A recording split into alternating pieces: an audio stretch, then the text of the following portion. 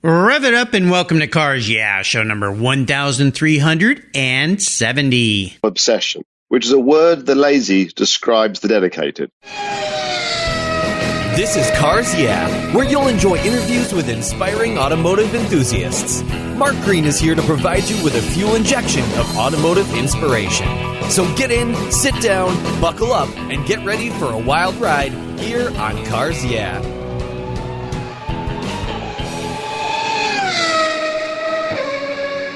What's the worst thing for your car's interior? No, it's not that milkshake the kid spilled in the back seat. It's the sun. Harmful UV rays cook your automobile's interior hour after hour when it's parked outside, even on a cloudy day. What's the solution? Covercraft sunscreens. They protect your dash, seats, and interior finishes from those damaging UV rays while keeping the interior temperature tolerable, even on the hottest summer days. No more painfully sizzling seats and steering wheels for you. They unfold quickly and easily install, stay where you put them, and are custom patterned for an exact fit. The foam core acts as a cooling insulator, and you can get yours in different colors and finishes. And they even fold up easily and store under your seat or on the floor. I've used Covercraft sunscreens for years, and they are a fast and easy solution that protect my beloved cars when they're not in the garage. Learn more and order yours at covercraft.com. Want to protect your entire vehicle? Get a car cover from Covercraft. They have those too. That's covercraft.com and tell them Mark sent you. Hello, automotive enthusiasts. I'm revved up and so excited to introduce today's very special guest calling in from Guernsey in the middle of the Mediterranean Sea. What a beautiful place. Zef Eisenberg. Zef, are you buckled up and ready for a fun ride? I sure have. I got my 6-point harness on and tightened to the full. There you go. Hopefully we won't need that. We'll see how we do today. But for a guy like you that goes really, really fast, you got to be prepared. That's for sure. Zef Eisenberg is the CEO of Eisenberg Racing, a specialized engineering company with a talented team that works to develop some of the world's most extreme and powerful motorbikes, cars, quads, and land speed vehicles. His MADMAX Race Team is behind multiple world land speed records on bikes, quads, and in cars. This team is most known for its dedication to racing and building turbine-powered motorbikes for extreme speed. MADMAX Racing holds numerous Guinness World records and Local Guernsey records. He has extensive experience in competing in high-powered two-stroke race quads that have a reputation for taking every quad hill climb record they enter. Best in class is what the brand's DNA is all about, and you can catch him in his new Speed Freaks TV show on ITV4 that debuted August 7th in 2019. So Zef, I've told our listeners just a little bit about you. Would you take a moment and share a little more before I jump into the questions about your business and a passion for going very, very fast? Yes, I started in the world of business very early on, about 16 years of age, when I started a nutrition company that was all involved with helping Olympic athletes, race teams, rugby, football, in helping them improve power, speed, and performance. That did remarkably well. I sold that company in 2011 and realized that now I want to fulfill my true passion, which was the same areas, but with engines, combustion engines. What a lot of people don't realize was that you can appreciate if you're in the world of nutrition and gyms and muscle, power, speed, and performance, what makes the game work, what makes all these elite athletes achieve what they do. And I was part of the R&D. I was one of the techies within that. And what I realized was that combustion engines are no different. If you want to make an engine more powerful and deliver better performance, you've got to focus on the strength, the fuel going in, the reliability, and everything, just like the human body. So it was a perfect fit. It just went from my kind of like nerdy techie side of nutrition and human bodies to the engine side. So from a very early age, I was already tuning and chopping motorbikes apart, V8 trucks, Jeeps, CJ7s, all these kind of things. And now was the time where I had a little bit of money behind me. And I thought, right, let's really play. Let's really, let's really turn the gas up. And what happened was I had this silly idea, like most people will do when they go in a pub. You go with your bunch of mates, you drink a bit of beer, and you come up with silly things to do. And I thought, well, I've played a lot with Suzuki GSX-R 1000cc motorbikes. I've maybe into street fighters, chop this, chop that, turboed things. I said, but it's a bit of the same. What can we do that's really different? Mm-hmm. So I thought, well, how about a helicopter engine in a motorbike? What? Yeah. I think that sounds completely silly. We all had a good laugh and joke about that. And most people go home and put the idea in the bin and carry on with a normal day job. But I'm the kind of crazy individual that goes and starts researching all night, all day for turbine engines.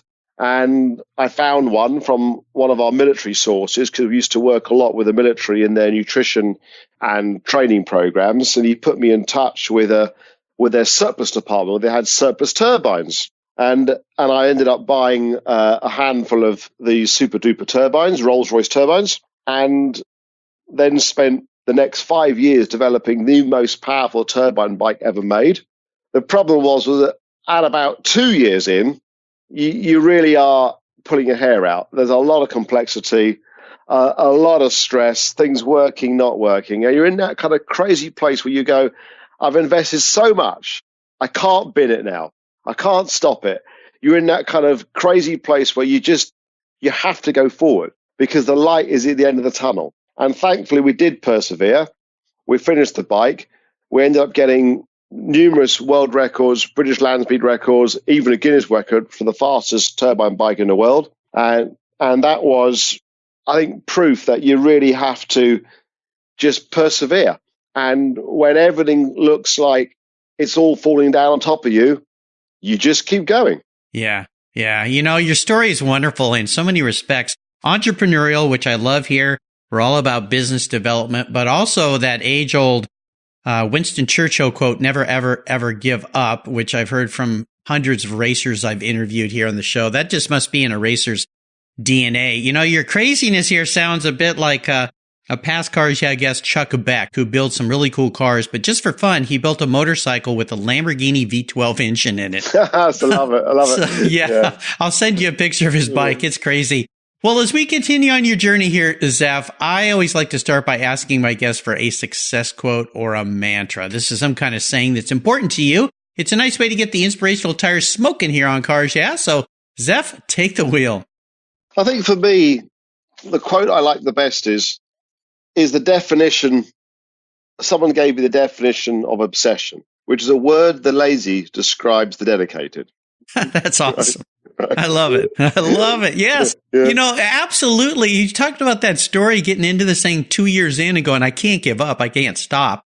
I guess that's how I got to 1,370 guests here on Cars Yeah. You know, you get into it and you go, okay, I got to get to 500, 1,000, now 1,500, 2,000. So, you know, what does that mean to you, that quote? I love that. That's the first time that's ever been used here. Well, I actually have a T-shirt saying that. Right? Nice. Yeah, obsession, the way the lazy describe the dedicated. And I think that there's so many people that moan about not achieving what they want, not achieving their aspiration, their goals. And I tell them, I'm no better than you are. I'm not cleverer. I'm not more special. The only difference is I've just got this dogged determinedness to keep on going. So, and every time you fall over, you pick yourself up, you dust yourself off, and you keep going. Like a pit bull, basically like a pit bull, you know? Yeah, and if you keep doing that in life, even if you have 50 failures, 100 failures, if you have one success, that's what everyone's going to talk about. Yeah. You know, I had a great guest on the show, Tony Watley, and he's just produced or written a great book about side hustle millionaire, people that find ways to start secondary businesses to become their primary business. And one of the things he talked about was, you know, a lot of people say, well, I don't have time to do that. Well, what do you do between the time you get home from your day job and you go to sleep? How about that 5 hours, that 6 hours, that 7 hours? It's very true. I tell a lot of people most of us are working too hard to make any money. Yeah. You know what I mean, right? You're full of great quotes today, Zef. I like this. This is a good way to start the week here. This is awesome. This is cool. Well, let me ask you this. Let's go back in time a little bit, because You talked about being a kid, ripping apart bikes, making them go faster, V8s and trucks and things. Share a story with me that instigated this passion you have for cars and motorcycles. Is there a pivotal moment in your life when you knew, you know what, I'm a petrol head? Yeah, well, I was born in 1973, and I remember very vividly watching the 1984 Los Angeles Olympics and watching this bloke turn on the hydrogen peroxide rockets. And he came over the stadium and into the playing fields. And I was like, it's not real. This is impossible. And then obviously I found out that it's hydrogen peroxide rockets and thrust and all these things. And I was just mesmerized. And then I found out all about Sammy Miller with his hydrogen peroxide drag rocket cars. Then you remember you had all the hydrogen peroxide rocket cars in America and Santa Pod in the UK, racing, doing the most ridiculous speeds in the quarter mile. To the extent they got banned, they were faster than anything even today on a quarter mile. I mean, it's incredible. I mean, the fastest quarter mile ever was done, I believe, in Santa Pod at 398 miles an hour. It's mind-boggling. I mean, mind-boggling. The guys couldn't stop in the end. They realized it was all getting a bit out of hand, and that was really that made me, I think, really obsessed about the whole area of thrust and turbines and all those things, which is where that whole turbine motorbike comes from. Once you've listened to a turbine and that howl and it takes off, it's addictive. And I remember my father used to have a powerboat when he was younger, a small powerboat, nothing special, about 26 foot. And he used to moan that I used to scream and cry the whole time. The only time I stopped was when he put the throttles right to the deck. Yeah. That's because your tongue was in the back of your throat. You couldn't scream anymore. Yeah. But when the boat was bouncing across the waves, going as fast as possible, I had a smile on my face. I was gurgling away. Oh, my gosh. I got to spend the weekend at Pacific Raceway. I live here in the Pacific Northwest, and they had the NHRA National Drag Races. I had not been to a drag race in a long time, and I got invited over by some friends of mine, Diane Brandon, who was the first female to be on the show here. I got to meet Clay Milliken, who is a champion, drag racer, and awesome guy. He's going to be a guest on the show coming up here very soon. But to see him going, 340 miles an hour, something like that. I mean, it just, you're right. You can't scream. Even when those cars take off, you can't speak because of the reverberation going through your chest and your throat. It's insane. It's incredible. I'll tell you a funny story. So as part of the Speed Freaks TV program, we went off to Malta because in Britain at winter it's cold and rainy and horrible. So all the British boys go off to Malta for that winter sun, and they happen to have a phenomenal quarter-mile drag track in its little island of Malta. Everyone's there, and we went in. I think it was November at the time, and we went there and we spoke to Duncan Micallef, who is the 2017 FIA drag champion with a top fuel car. And you can appreciate he's like Malta's like complete poster boy because a little tiny island, he's FIA drag champion. I know, crazy. He had his 10,000 horsepower top fuel drag car there, doing demos on the track. When I say demos, just gentle 312 mile an hour runs. Oh, that's all. Yeah, just you kind of held back a little bit. We're with the film crew, and we're in the press TV section. We're literally 3-4 meters away from the start line. And we had the film crew with us. I was saying to the guy, listen, it's going to be a bit loud, this. I think you need to put the ear defenders on. No, we've got the earplugs. Don't worry. No, I think you need to wear ear defenders as well. Okay. So anyway, I've tried to convince them to get the ear defenders on. And when these things start, it basically punches you in the chest. The power of the shockwave is so immense. And I'm used to that, so I kind of go, hyperventilate, hold your breath, and wait for the punch. And the guy, he revs up. You see the lights go red, yellow, green. Bam! Explosion. and I get kind of like punched in the chest from the shockwave, get thrown backwards. The cameraman next to me starts screaming. The shockwave blew his ear defenders off. He drops the camera on the floor. The lady next to him drops the camera. Who's filming me. Gosh. It was like complete chaos. You warned him. I said, it's going to be loud. I said, it's going to be loud. It's incredible. It's mind-boggling. Yeah, it's absolutely. Now, I got to ask you real quick. My wife has this fascination to go to Malta. When's the best time of the year to go to Malta? Oh, it's amazing. You want to go, and for the winter sun, from that kind of November, December time, there's incredible history. I never realized it was a pivotal place for the war. It kind of helped save the war, stop the whole Nazi regime, take control over Europe. And you've got to find the quarter-mile drag track. That is fantastic. And she'll just love the place. It's so historic and amazing. Yeah, well, Zef, you're going to get me in trouble because my wife's not really into cars, and the fact that if I finally take her to Malta, maybe over Christmas would be a good idea. And then I go, hey, we're going to a drag strip. She's going to roll her eyes and go, who gave you this idea? I'm going to blame you, Zef. Zef told me. Yeah, he's the guy but we all know that every clever car aficionado always chooses a car place with a good shopping high street. There we go. Okay, good. That'll save me. I appreciate that.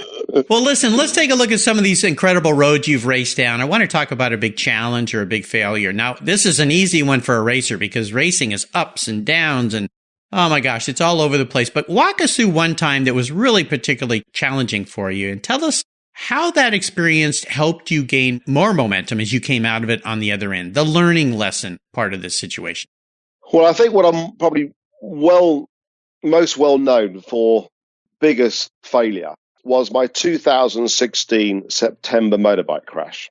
And that was one of the fastest motorbike crashes ever to survive from. It was 230 miles an hour on the jet turbine bike. And what happened was it was a two-way record run, a proper accredited approved thing like FIM, all that kind of stuff. So very specific rules on turnaround times, scrutineering, everything. And I'd already done one very fast run, and I had to do the return run in an hour. And I was rushing to try and meet the deadline. Got back out there without setting the braking alarm. That's the bit that when a mile shows up, at the end of the mile, it flashes the screen on the Motec screen. So I'm going down. Remember, I've got no fairing. I'm riding the bike naked, meaning no fairing or wind protection at all. I'm approaching 240 miles an hour. And I'm going for quite some way, and I don't see the finishing boards, the big checkered boards, because they're right to the left and right of my eyesight. And the problem is that at those speeds, your peripheral vision narrows from quite wide to like a sniper rifle. Plus my head is vibrating up and down from the wind turbulence. And in my stupid wisdom, I thought, well, I don't want to have to go and do the runs all over again. I'll just wait another 2-3 seconds to find the finishing boards. The problem is you'd already passed them. Yeah, we probably were doing 400 feet a second. So 3 seconds later, we'd done 1,200 feet. And I'm thinking, is that the end of the runway, the grass bank? And I thought, what do I do now? This is all happening in a fraction of a second, obviously. I'm thinking, do I slam the brakes on now and slide along the concrete at 230 miles an hour, ripping the leather, the skin, the bone off my body? Or do I just hold on, stay upright, keep going, and say, "C'est la vie, I've had a nice life"? And that's what I did. And I hit the end of the grass bank, there was like a sort of ramp at the end, a grass acoustic bank. And I took off like Evel Knievel, 200. I was going to say, yeah, Evel Knievel indeed. Ugh. Yeah, 200 feet. Evel Knievel would have been proud of me. He would have. I'm sure. Yeah. And I was still holding on. And I landed front wheel first into the grass, and the bike, basically exploded, disintegrated into little bits. I was still holding on to the handlebars with me holding the handlebars still. Oh, jeez. Yeah. Ugh. Obviously, that completely knocked me out and everything. So I was dead on arrival when the ambulance came. I had stopped breathing. My lungs had collapsed. Everything. It was all not a very sorry sight. Thank God it was a proper land speed event, so all the ambulance was literally there. They came, they gave me all the electric shocks, the ketamine, the morphine, the whole works, brought me back to life again. 10 minutes, the helicopter was there, took me to the best trauma hospital in the UK, and 2 weeks intensive care, 3 months in hospital, 3 months in a wheelchair. The doctors told me, you're never going to walk again, let alone ride a motorbike, Zef. Get over it, start something else. And this put me into you can appreciate, a spiraling depression. That's not from someone who's so active and so fit, and you can appreciate my background in nutrition and training, this was like a total, 180 U-turn in your life. And I thought, how do I find the mojo? How do I find the Zef again? Because I've lost it. I mean, literally, I was at home with a 24/7 carer helping me do everything, even going to the bathroom. I mean, it wasn't good. It wasn't good news. So I thought, well, there's only one thing I can do, to stick two fingers up at my critics and that kind of negative devil that sits on your head telling you horrible things all the time. I'm gonna race on the anniversary of the crash on the same track on the same bike. That's what I'm going to do, right? Yeah, and set a goal. Yeah, and everyone said, Zef, you've lost the plot completely. I think you banged your head too hard. Yeah. I go, well, maybe I did, but that's the only thing that's going to prove that I'm back. Hasta la vista, baby. That's it. I'm going to come back and show the world that Zef's not over just yet. With some help, I completely rebuilt the turbine bike with a new turbine, everything. I was doing 24/7 physio. You can appreciate physio, gym work, everything to try and get everything back to working again. Learn to walk again. And I went back on the anniversary of a week before the anniversary, back on the same track again. Yeah, yes, you'd appreciate it. I was totally in fear. I think, oh my God, what are you doing this for? If you crash again, you're going to look such an idiot. The whole works. And you have to fight that fear. You've got to do everything you possibly can to take those negative, that negative guy sitting on your shoulder, shouting you these horrible thoughts and tell, no, bugger off, I'm in charge and I'm going to achieve this. And I went back out there, got the 200 miles an hour goal that I was after. I met the medics that saved me. And by the end of the weekend, of the typical kind of oil, chains, lubrication, you name it, that you have in a racing in weekend, that was it. I felt alive. And then 4 months later, we then built the world's fastest motorbike, supercharged bike for sand, got the fastest motorbike on sand ever at Pendine in Wales. And at that moment, I realized and proved to the world that Zef hasn't stopped biking. Zef is Zef is alive. He's Zef here. is still here. Yeah. Yeah. And I'm not going anywhere. And I mean business now more than I've ever meant business. Yeah, man, Zef, what an inspiring story. This is incredible. Your story reminds me a lot. I had a guest on a couple weeks ago, Tim Medvitz. He's a motorcycle guy, built motorcycles for the stars in Hollywood back in the day. He was a Hell's Angel, really kind of a crazy guy. And he was on his street bike, chopper, going about 100 miles an hour, and a guy turned in front of him and hit him and basically killed him. Same thing. He was gone, paralyzed from the waist down. They revived him. He did the same thing you did, though. He went into a depression. He got into pills and alcohol. He was like, his life was spiraling out of control. And he's like, wait a minute. I got to set a goal here to work towards. That's how I'm going to get out of this. His goal was to climb Mount Everest. Oh, wow. And he did it. And what he's doing now is something called the Heroes Project. He's helping veterans who've come back from the war, who've had their legs blown off, their arms, and he's helping them set a goal of climbing mountains and redoing their life. And that sounds exactly the kind of mental place you put yourself. And the lesson here for anyone going through anything, even if it's not as horrific as what Zef went through, set a goal, set a target, focus on that, not the situation you're in now. That's the takeaway I get from this amazing story. Wow. Holy cow. I didn't know that about your background. This is incredible. Well, let's transfer out of that time, which turned out being incredible, to having a little bit of fun and talking about your first really special vehicle in your life. That first vehicle you got that had great meaning for you. I was 18 at the time, and I'd gone to one of these drag racing events and seen a monster truck. That sounds very, very cool. I think I need a monster truck.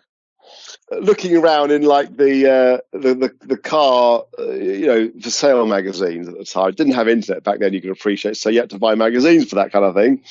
And looking around, and up comes this Ford 250 Lariat. The old 1986 Ford 250 Lariat, big pickup truck. And a guy had raised it, and he'd gone and put 38-inch super swampers on them. And I thought, oh yeah, that sounds kind of, it was bright yellow as well. Me. Yeah, bright Ferrari yellow. Nice. And I was 18 years of old. I managed to go and find enough money to buy this vehicle that no one wanted, and came back to the house with this crazy sort of like mini monster truck. And my friends who were just driving little tiny 1,000cc cars at the time thought like, well, what's you gone mad? Yeah, what's going on here, right? And this thing had a 6-litre V8 engine. It had like about 10 miles per gallon, right? Of course, yeah. I used to drink as much fuel as I used to earn, every week. Right? Oh yeah, no doubt. But it was, and obviously it became the most fantastic fun. I ended up tuning the engine, putting 44 super swampers on the thing. And you can appreciate back then when it's all about trying to impress the girls, it did that very, very well. Oh, yeah, no doubt. Yeah, except you need a ladder to climb in and out of that thing. And I'm sure any father, when you pulled up to the house to pick him up, just said, "You're not going out with that boy." Yeah. They locked the door. How about seller's remorse? Is there a vehicle you've owned, you've let go that you wish you still had? Oh, dear. Silly me. My Corvette Stingray, 1969 Corvette Stingray. This was, my dream was always have a Corvette Stingray. The sound, the look, they're iconic, as we all know. And I had done so much work to this. It had a small block Chevy in it, which I had tuned to about 500 horsepower. I made my own wheels. I had them sand cast and made my own wheel design at the time. And back then, yellow was popular, so I had the whole thing painted Ferrari 355 yellow. Yeah, and it just looked the part, and it was just amazing. And I went everywhere. I toured Europe. I went on these rallies, these car rallies, and went everywhere, this thing. And I had a switchable exhaust. So I had the normal exhaust down the back for when you're going to be a good boy. And then I had a button which would divert these turbo wastegates to the side exhaust that was straight through. Yeah, cool. And so back then you went past, like, girls' schools and stuff, and you do silly things like that. Yeah. And it was just the most amazing thing. And I miss that today, because every Corvette Stingray I see now is not as good as that one. Yeah, that's pretty cool. Do you like the new Corvette they just came out with, this new model? No, it's a bit plasticky to me. Yeah. Still working on that. Okay. Yeah. Well, we'll see. I haven't seen one in real life yet, but I'm looking forward to it. Very different.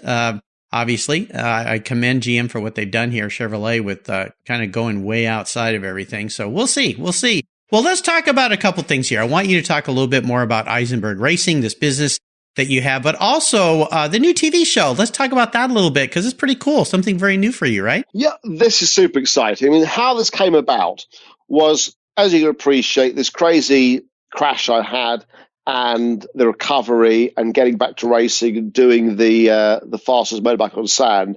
They came over to do a little 45 documentary on their whole recovery side and racing and what it means to do what I do. And they came over to the little island in Guernsey, and they saw that there was a lot more going on, a lot more craziness, a lot more madness in the MADMAX, in what we were doing. Yeah. And they went back to the TV company, which is ITV, which is a kind of very large national TV chain in Britain. And they said, no, we're going to do a TV series. And as we all know, these doors don't often open regularly. In fact, they open normally once in your life. So it's a matter of, if I don't say yes now, I'll never say yes. We then had 6 months of super intense filming work, 12 to 14-hour days. I mean, you must know all about that craziness and what's involved. Yeah. Yeah. And we then spent 2 months there on the editing, and it launches this Wednesday. Well, and actually, I'll let our listeners know we're recording this in advance. So the show launches launched in early August. You can go out there. I'm going to put a link to a YouTube page that shows kind of a little feature there. And depending on where you're in the world, you can research this and figure out a way to watch the show. But I know exactly what you mean, because I launched my Cars Yeah TV show this year too, and it's a whole new different world. It's very interesting, very fun. We got through season 1. I'm working on season 2, but I love the fact that out of this horrible situation, this crash, came a new, like a phoenix arising, if you will. Zef is the wings of a phoenix, and now this television show, which kind of shows the wild, crazy life that you and your team do with this. It's awesome. It's awesome. And tell me a little bit about what you guys are working on in MADMAX Racing, Eisenberg Racing these days that has you excited and fired up every day. Well, if we look at the Porsche, what we wanted to do was, the way that most land speed records or racing on TV is shown is you see a guy going around a track or doing a land speed event, picking up the trophy, and it's all over in a few minutes. What people don't see is the drama, the pain, the trauma that everyone goes through to get to that racetrack, to get to the finishing, to pick up the trophy. And I think that people need to understand that, because they don't understand that. They think that everything in life is just about winning. It's not. It's about the journey. So we wanted to show the whole process of the maths, the physics, what happens, the mistakes, the engine blowing up, the gearbox not working, leading up to this crazy attempt to break Sir Malcolm Campbell's record on the sand at Pendine. That's a record that's held for 90 years. Yeah, incredible. Yeah. And what we realized was, when you do the maths, was you need ridiculous amounts of power. So we set out to produce a 1,200 horsepower at the rear wheel Porsche 911 Turbo to race on. Gosh. Yeah, to race on to race on sand. And the thing was, my goal to the team was, this has got to be road legal. I want to be able to drive it from the hotel onto the beach, break the world record, and then go to the local bar for a burger and beer afterwards. There you go. Yeah, why not? Yeah, why not? You can. Just up the challenge a little bit more, So, wow, this is crazy. I have an 87 930 turbo, and I'm just thinking, I know the car you're dealing with is a much newer version of this and all the stuff into it, but and that's the great thing about Porsche. Even I was just reading an article about Porsche racing back when Vic Elford was racing, and they were doing rallies and tours around Europe. And I remember Porsche, when Vic showed up for the first time, he said, "Where's all the spare parts?" And he goes, "Well, you're driving a Porsche. They don't break. We don't need spare parts." So you've chosen a great platform. Well, it was. We did a lot of testing behind the scenes for the TV programs. We went out and drove the Jaguar F-Type. We went and drove the new NSX supercar. Nice. We drove that. We had all different kind of cars, but as we all know, it all comes down to how easy is it to tune, how strong is the engine, and how good is its aerodynamics. So, in the end of the day, the Porsche won that particular challenge, and we achieved this crazy engine, and it all looks completely standard inside. It's really, everyone who sees it from the Porsche kind of aficionado world are amazed that it looks standard. Yeah. It's a complete stealth car. You would never know this thing is like a fire-breathing sort of drag car. In its power. It is cool, and I love the fact it's kind of a matte black color. And I'll put a picture on Zef's show notes page on the Cars Yeah website of this Porsche that we're talking about, and you'll see what we're talking about. Absolutely fantastic. And I remind you, we'll put links to how you can find the TV show. And the way they describe the show is each 60-minute episode features extreme, wacky vehicles, major modifications, and maxed up tuning, adrenaline-filled racing action, fantastic feats of engineering combined with lots of laughter, stress, and drama. So I love it. Zef, up next is the last lap. Before we put the pedal to the metal, let's say thank you to today's Cars Yeah sponsors. When you want proven performance, there's one brand that's been around since 1938. That's Edelbrock, building the finest American-made performance products for the street and track. Edelbrock's products are designed and dyno proven to deliver maximum results. Edelbrock has thousands of made-in-the-USA performance products for all makes and models. From their new AVS2 carburetor and innovative ProFlow 4 EFI for your muscle car or truck, to superchargers for your daily driver and more, visit Edelbrock.com to check out the latest products for your ride. And when you're ready to check out, enter CARS YEAH in the coupon code and get 10% off your order. That's Edelbrock, automotive performance since 1938. You take care of your cars, but who takes care of your investments? Tune-ups aren't just for engines. Updating your financial plan is important too. Your GPS may take you from A to B, but it won't help you on the road to financial freedom. For that, you need a good co-pilot and a very trusted advisor. Chris Kimball, CFP, is just the man for the job. He'll guide you down that road without driving you crazy. For over 25 years, Chris has helped people just like you and me with their financial planning and investments. With a master's degree in financial services, he is eminently qualified, and he's a car guy too. Learn more at chrisvkimball.com or call 866-ON-A-PLAN.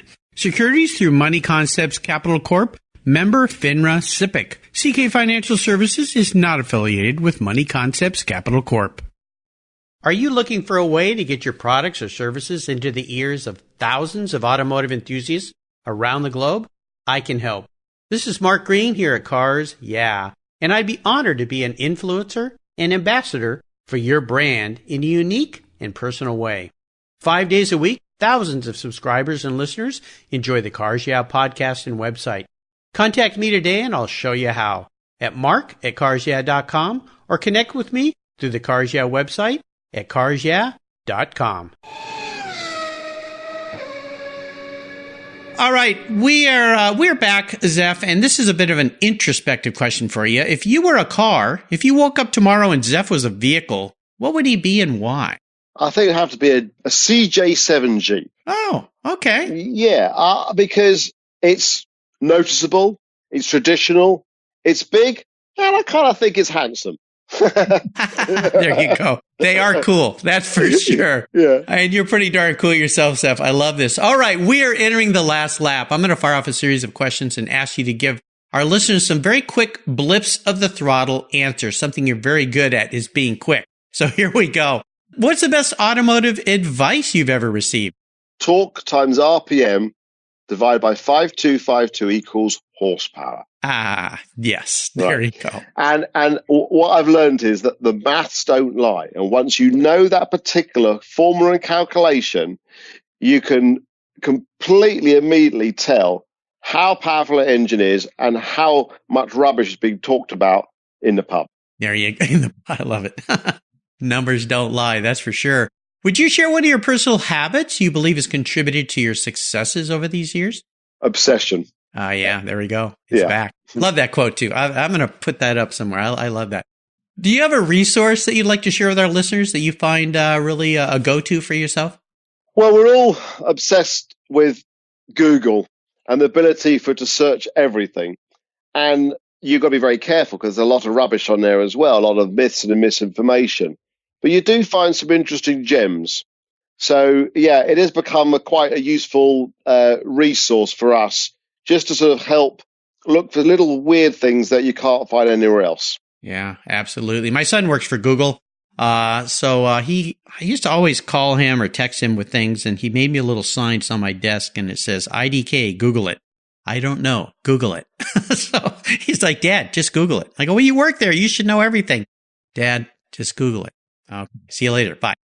That's what I usually hear. Oh, my goodness. It's definitely a fun thing for sure. If I could arrange for you to sit down and have a drink or a meal with anyone in the automotive industry, living or deceased, who would that be? I think it would have to be Sir Malcolm Campbell. Yeah. I mean, this is the guy behind the Bluebird, the first guy that did 400 miles an hour in his turbine-powered, beautiful blue streamliner in America. The guy that, had the jet-powered boats that unfortunately died trying to break the speed record as well. But this was a guy that truly understood the word obsession. I mean, he lived his entire life just trying to break one more crazy speed record after another. Yeah, and absolutely. The engineering prowess of what he was achieving, even to this day, it's quite mind-boggling.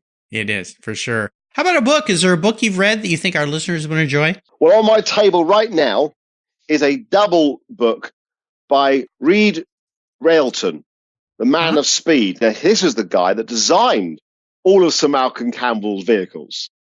And it's a special edition book that I don't think is easy to get hold of, actually. But it shows all the drawings and the maths and the detail behind everything they were doing. And what's so interesting is that the maths and the problems, the challenges 90 years ago are no different than they are today. Of course, numbers don't lie. They don't change either. That's right. Yeah. What's the title of that book? Is it titled by the author, Reed Railton? Yeah, it's called Railton, Man of Speed. Man of Speed. I'll look that up. Sounds very, very cool. All right. I'll remind you can find all these great resources on Zef's show notes page on the Cars Yeah website. Just go to carsyeah.com, type in Zef, Z-E-F, Eisenberg, and that page will pop right up. All right, Zef, we're almost there. Checkered flag's coming out. This last question can be a bit of a doozy, though. Today, I'm going to buy you any cool collector car on the planet. Something fun to enjoy. But there's some rules to this game that might make it a challenge for you. It's the only one collector car you can have.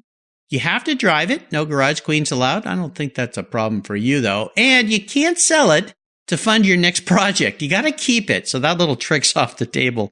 What can I buy you? This particular car is the Alfa Romeo 8C. Oh, my gosh. Seriously? Yeah. Oh, now, wow. This is a car that has been my absolute dream car for years. It came out in 2008. It's got the 4.5 litre Ferrari Stradale engine inside it, but they've brought it out to 4.7. Now, I don't know who they used to tune the exhaust sound. They must have used Mozart himself. Right? Because you blip the throttle on this thing and everyone around you looks at you with their mouths dropping to go, oh my God, what a beautiful sound it makes. Yeah. And just driving that, I went to a top speed event. It didn't have the top speed at all, but it won the award for best sounding car. Well, that's second best. So that's pretty darn good. Yeah, beautiful cars. Awesome. I'm so glad you have it. What color's yours? It's the ruby metallic red. Oh, yeah. Okay, yeah. I'm familiar with that. I've seen those before. Beautiful car. Yeah. Hey, Zef, you have taken me on an incredibly fast and fun ride. I'm so happy that we got together today. I want to shout out to Rebecca Leopard of Eventageous PR in the UK for introducing me to Zef. She's introduced me to some wonderful people. Really enjoy working with Rebecca. I've enjoyed talking to you today and learning more about you. I want to thank you for sharing your journey. Could you give us a little parting piece of wisdom or guidance before you rip off into the sunset in that Alpha 8C? Never give up. Just keep going. Whatever the pain, Absolutely. Whatever the problems. I love it. I love it. You're such a great way to start the week here to get everybody fired up and inspired and to take on any challenge that's ahead of them. What's the best way for our listeners to follow along with you and what you're doing? EisenbergRacing.com. You'll find and see all our latest escapades on there. And if you want to look at our Instagram and Facebook page, type in the MADMAX Race Team. The MADMAX Race Team. There you go. I love it.